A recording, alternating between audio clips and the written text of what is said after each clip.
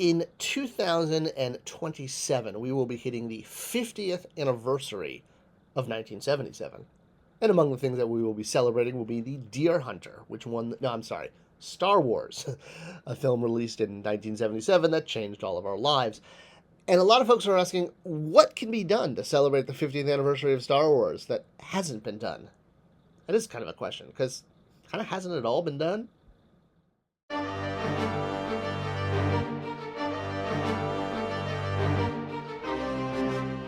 Hey guys, welcome back to the Spector Creative channel. I'm Scott Toy Guru Neitlich, lifelong Star Wars fan and fortunate enough toy maker who got to work on Star Wars product for a couple years there. Well, we are doing a video today from subscriber comments asking about the upcoming 2027 50th anniversary. We've been through a lot of anniversaries of Star Wars and Marvel over the last few years, and yes, without a doubt, I mean, if a 40th anniversary gets a burst-on package ruining the aesthetic look of that package, the 50th is most certainly going to be celebrated. So the question is, well, how do we do that? And, well, it's an interesting question because so much has been done. The question really came from, what could specifically, Hasbro do as far as action figures, merchandise. What could they do different? I mean, we've had talking Star Wars toys twice. In fact, I remember talking to a member of the Hasbro brand team when during kind of the Han Solo episode 8 era, when they had the talking chip buried in their foot. And I remember saying at a toy show, "Oh, this is cool. You guys kind of brought back Comtech." And they looked at me like, "What's Comtech?" And that's basically how it goes. Is yes, you have a revolving door of designers at any toy company, and asking them to have a working memory of every feature that's ever been in is that's a halt request. So, but yeah, that's very typical of what it's like. And why we see stuff getting very secular. The same stuff comes back over and over again, because that's kind of the key of this video. Is there's not that many ways to revolutionize toys.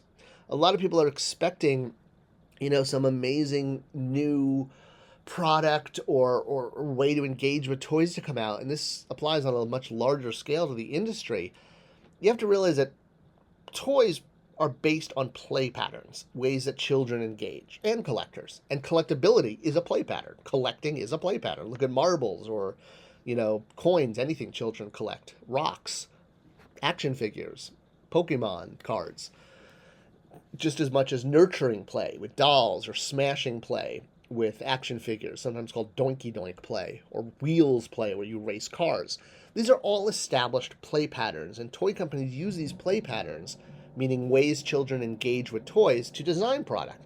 When you design product that's not in a play pattern, well, it tends to not get played with because it doesn't fit with a natural instinct of children. And the bulk of toys are absolutely sold to children, although collectors are catching up. We'll have a video on that soon, too. So that's one of the reasons why there hasn't been this, innovation in the last few years, because toys are based on the way children play with them. And it's not like children are suddenly playing with toys in a completely new way. I mean, if anything, they're playing with less toys because of screens and, apps and phones and all of that.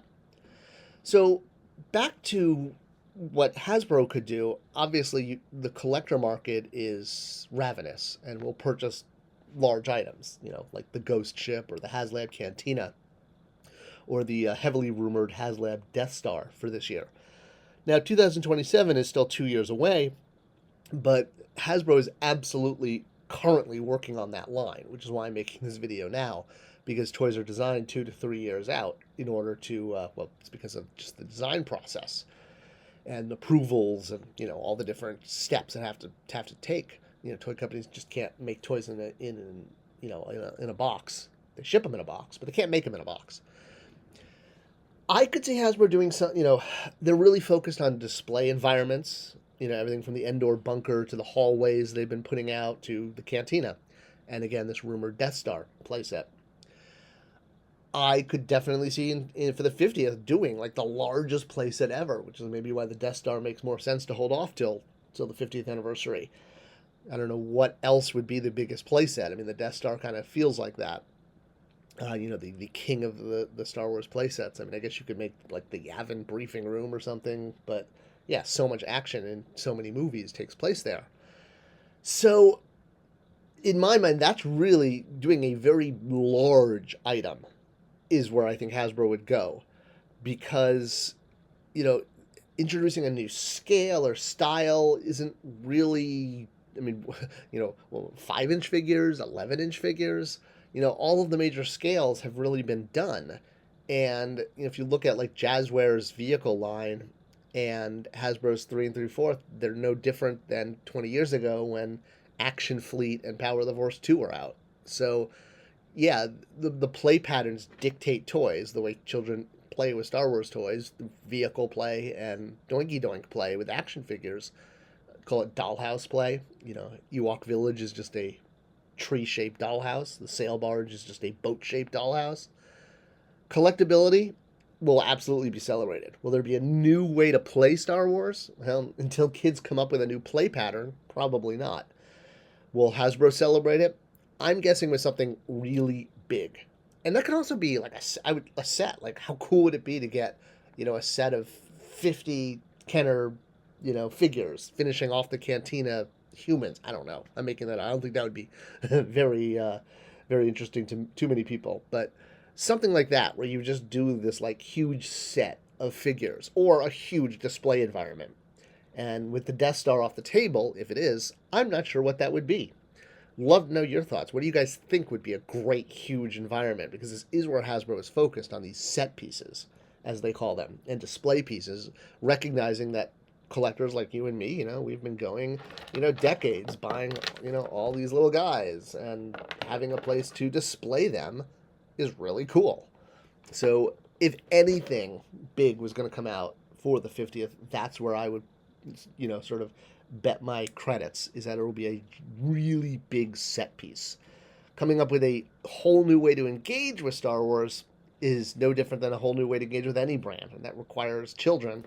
And until children start playing with toys in a new way, I don't think you're going to see too many new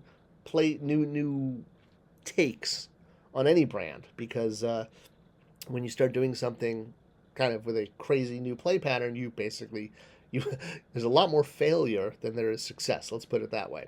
So, bottom line, Hasbro's working on it right now. What the 50th will be remains to be seen, but now is the time to let them know what you're thinking would be cool, because the door will be closed in 2027. We'll start shipping before you even realize it.